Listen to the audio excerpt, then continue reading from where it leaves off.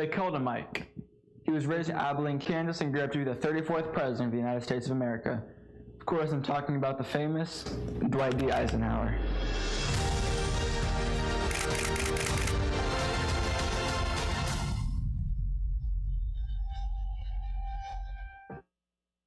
He was born in Texas in 1890, but after only 2 years of his life, his family moved to Abilene, Kansas, where he would spend the next 19 years of his life in that town, growing in character.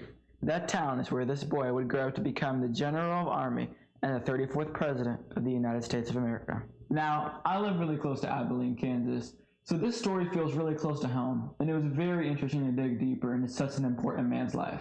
In Dwight's early life, he was very interested in exploring the outdoors and loved hunting and fishing. He also had a deep interest in history books, especially military, even though his mother was strongly against the war. Wait, can I just finish the page? He later decided to attend West Point. Even though it upset his mother, she did not overrule his decision.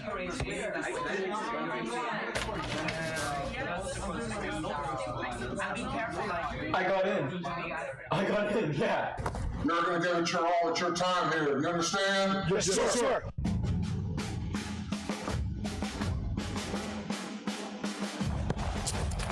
He graduated from West Point in 1915 in the middle of his class.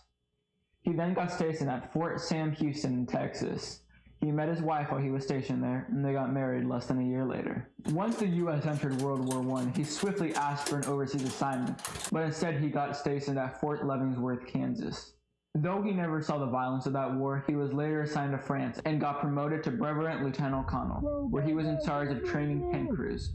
So his amazing training definitely was a big deal in the war. Now, Eisenhower had a big responsibility in World War II after being assigned to the General Staff in Washington. He had the responsibility of making major war plans against Japan and Germany for just over 6 months. After Eisenhower's success in World War II, a visiting politician suggested that he should possibly think about running for president in 1948. Over the next couple years, a lot of people tried to encourage him, but he kept rejecting the idea. As the election got closer and closer, everyone thought this would be his only chance, as Republican Thomas Dewey was projected to win and most likely serve 2 terms, making Eisenhower likely too old to run after his expected 2 terms. But Eisenhower never did run for the 1948 election. But that isn't the end of this story. As for the 1952 election, Eisenhower gave in and decided to run as a Republican. Eisenhower defeated the other Republican nominee, Robert Taft. He started campaigning full-time in June of 1952. His campaign was known for his famous yet simple slogan, "I like Ike." Eisenhower had a landslide win against the Democratic runner Stevenson, with Eisenhower getting 442 electoral votes versus Stevenson, who only had 89. Not only that, but he served a second term after another landslide of a win with a rematch from the previous election. Now, Eisenhower did great things as president, things so important that they still affect us to this day. Just to start, there's the interstate highway system.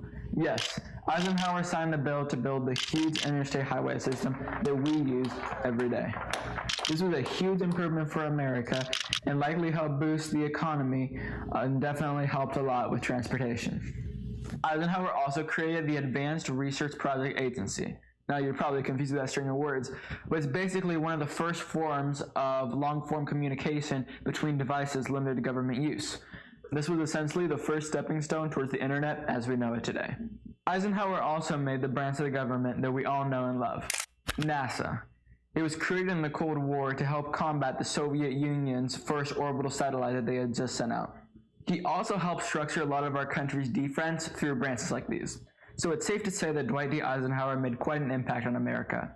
Now, I was lucky enough to be able to come here to the Dwight D. Eisenhower Museum and get some of the shots that you saw here throughout his life, and I want to thank them for that. I also wanted to thank them for the opportunity that I was able to get to have an interview with the directors here at the museum.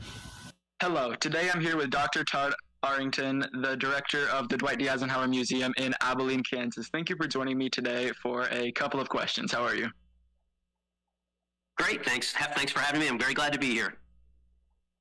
Yeah, thank you very much for coming. It's an honor to have you. So I think that we all know Dwight D. Eisenhower for his time in the military and as president. But in your opinion, what do you think is the most influential thing that Dwight D. Eisenhower did after his time as president?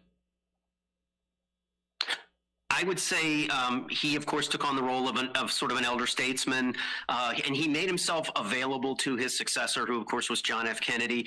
They did talk from time to time. Kennedy did seek Eisenhower's advice on a number of things, including somewhat famously the Bay of Pigs invasion that was such a disaster in April of 1961, the beginning of Kennedy's presidency. Yeah, I think that's very interesting. Thank you very much for sharing that.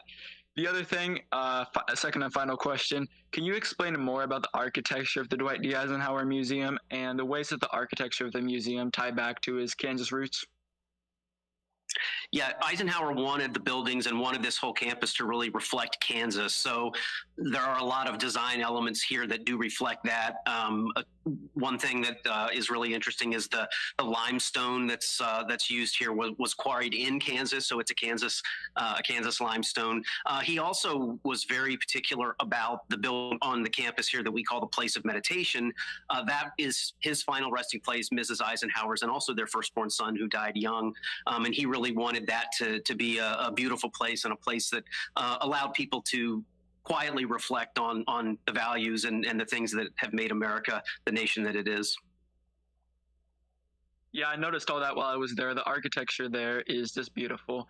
And I wanted to thank you again for letting me film at the museum and for taking time out of your busy day to answer a few questions to help us understand more about this great president. My pleasure. Thanks for looking into Eisenhower. He's a great person to study and to spend every day with, as you see here over my shoulder. Yeah, I definitely agree. Thank you very much. He unfortunately passed away in March 1969 from a heart failure at Walter Reed Army Medical Center in Washington, D.C. at age 78. His body was soon placed in a funeral train for his final journey to his hometown in Abilene, Kansas. And to this day, he is still buried in Abilene, Kansas, on this ground.